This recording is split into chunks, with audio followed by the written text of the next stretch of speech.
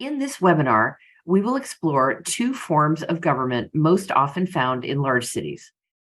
The basic idea of mayor council, I think, is pretty familiar to us. This idea of separation of powers that's based on the same structure as the national government, with the elected mayor as chief executive officer, responsible for managing executive agencies, with a city council as legislative branch, responsible for authorizing revenues and expenditures.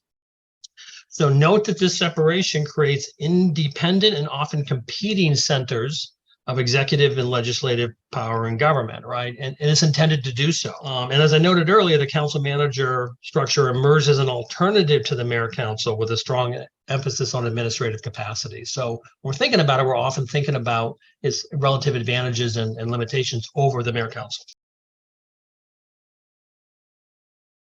So if we look at the population range in New Orleans, within 33 cities fall into that population range. Mayor council is 18. 11 with a chief administrative officer of some type, and 15 have council manager form. Is there a way of measuring efficiency to compare the two forms of municipal governance?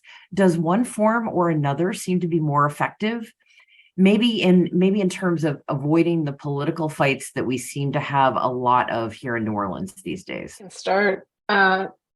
So Jared and I have had this discussion before that each city, each population has a specific culture, as he mentioned, and part of that culture is an expectation of what citizens expect from their government and what they're willing to pay for those services.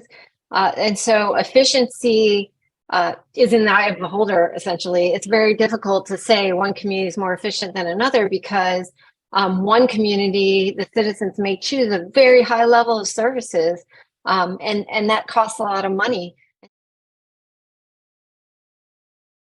Very much so. Kim, you have done a lot of research on corruption and form of government. Can you tell us a little bit about that?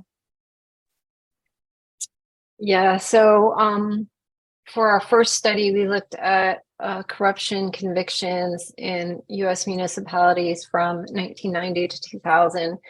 And we recently increased the data to 2010.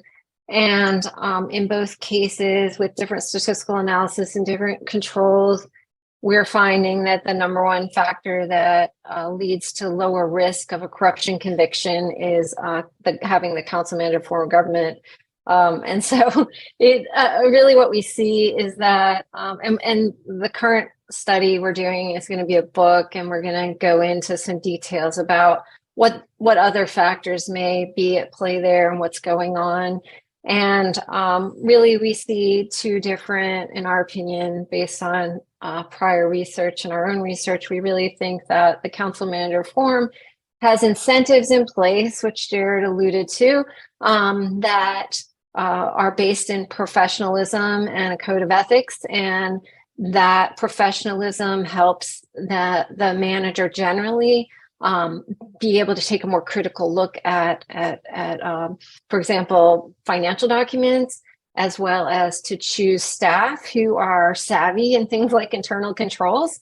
And we also believe that there is a lower opportunity for those political incentives that are at play as in a mayor council form and council manager.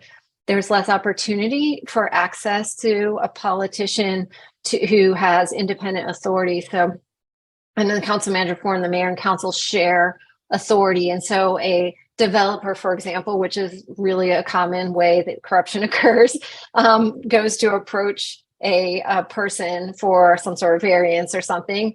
And in a council manager form, they have to go to professional staff to do so.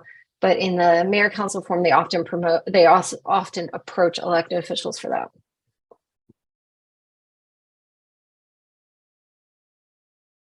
So thirdly, charter objectives going forward. Let me draw a distinction at the outset between specific reforms. Becky has already given us an example of one of those, the November 22 ballot initiative requiring council approval of mayoral appointees. Those single shot specific reforms are easier to accomplish than comprehensive top to bottom charter reform. So 3 other things that people might consider as single shot charter reform objectives. Possibly delivering the proposed budget from the mayor to the city council a month earlier. Instead of November 1, let it happen on October 1 and give a full 60 days for council consideration. Secondly, unite the legislative and executive branch procedures for procuring professional services competitively. And thirdly, consider increasing funding for the Office of Independent Police Monitor and the Office of Inspector General, both of which perform important watchdog functions. So I'm going to return in closing to my opening comment from American pragmatism. Charter reform is not worth doing unless it is doable.